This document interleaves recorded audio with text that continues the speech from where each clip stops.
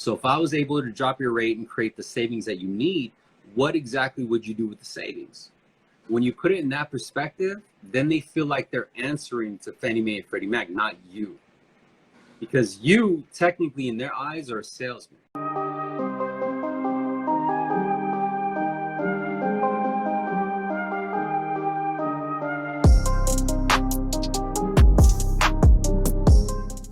What do you do for those clients, right, that don't want to give you the information, right? When you try to dig deep and they're like, hey, why do you want to know what I need this money for? You know, this and that. Like, I just want to lower my payment. How do you try to, for those people, how do you really stack value when they're not giving you much to work with? Yeah, so that's a great question, because I did a video the other day about asking them how much money, the person has left in their checking and savings at the end of each month, right?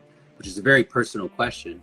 A lot of people don't like to ask that question, but how you do it is you just got to be a little bit more covert on the way you do it, right? So in other words, switch up your wording. And so if the goal is to figure out, okay, if I save you X amount of dollars, what are you going to do with that cash, right? So there's a couple ways to go about it. And it's a matter of kind of digging deep into that, what's called net.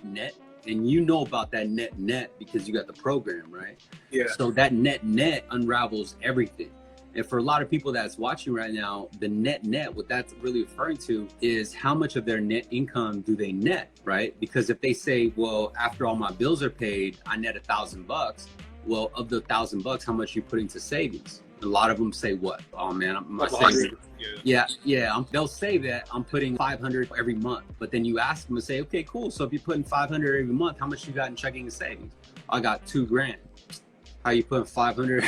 How you putting 500 every month? You only got $2,000, right? That's less than a month's living. So it's a matter of being a little bit creative with the wording, but also kind of playing good cop, bad cop. And what I mean by that is, you work for Quicken. You could say, because we're a direct servicer and you guys service your loans.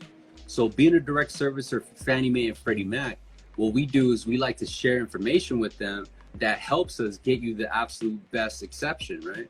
And so when I report this to Fannie Mae and Freddie Mac, I want to make some notes as far as like what the results will do for you. So if I was able to drop your rate and create the savings that you need, what exactly would you do with the savings? When you put it in that perspective, then they feel like they're answering to Fannie Mae and Freddie Mac, not you.